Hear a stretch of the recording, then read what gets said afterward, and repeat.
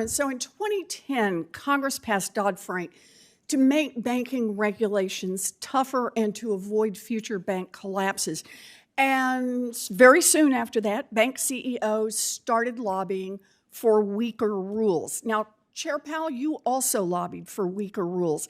When President Trump first nominated you as Fed chair in 2017, you testified, actually in this very room, I think, that you intended to, quote, consider appropriate ways to ease regulatory burdens for the banks. And when I asked you if there were any rules at all, that you thought ought to be made stronger, do you remember what you said? I think I pointed to the net stable funding ratio. No, actually, that's not what you said. You said, honestly, Senator, I think they're tough enough. You couldn't point to anything you thought should be tougher. In 2018... In the event we strengthened the net stable funding ratio. ratio. In 2018, you supported Congress's weakening of those rules. You led the Fed in hacking away at one rule after another. According to the Fed's own analysis of the Silicon Valley Bank failure, you weakened the rules in multiple ways. You reduced capital requirements. You weakened liquidity risk management. You skipped out on using enhanced stress testing for banks with tens of billions of dollars in assets and more. And the result was that the second, third, and fourth largest bank failures in U.S. history, which together required $23 billion in bailout money. In fact, you now hold the record. In a single year, the FDIC has been forced to rescue more giant failed banks on your watch than any Fed chair in American history. Chair Powell, do you agree with Vice Chair Barr's conclusion that the Fed bears a big share of the responsibility for the failure of SVB? I certainly think that our supervision has been shown to have been lax in not being assertive enough. I think that the supervisors saw the right issues but weren't forceful enough in hindsight. I think that's certainly a fair conclusion. Okay.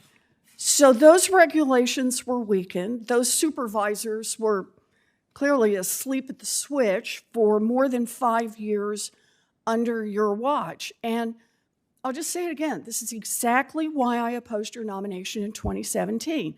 The decisions that you made, the votes that you took, and the things that you said caused this mess. And when you were up for reappointment in 2021, I opposed your confirmation because I believed that your continued leadership would be dangerous to our financial system. And the Fed's own report confirms that. So yesterday, Chair Powell, this committee voted on a bill to help hold CEOs accountable when their actions blow up banks. At the Fed, you are the one who lobbied, who drafted, and who voted for weaker rules, and you were ultimately responsible for the team of Fed supervisors who fell down on the job. Do you take responsibility for your role in these bank failures?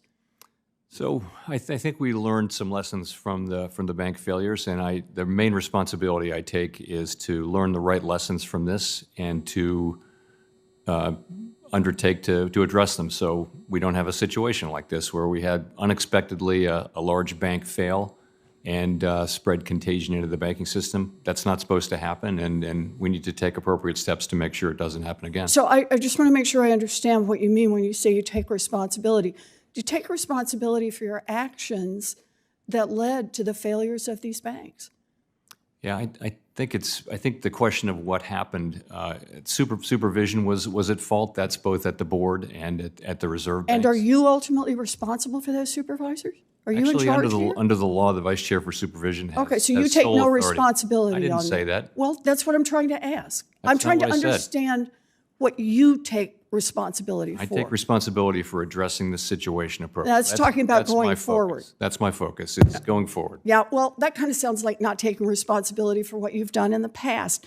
You know, a month ago, we had the CEOs of the banks that exploded in here.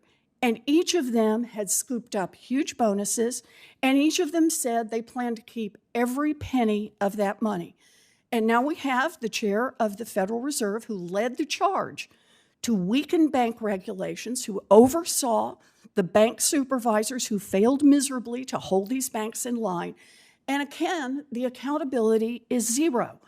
Our banking system is broken. $23 billion in bailout money, and there is no accountability for those at the top. And once again, the people who didn't cause the mess are forced to clean it up. We need significant changes here.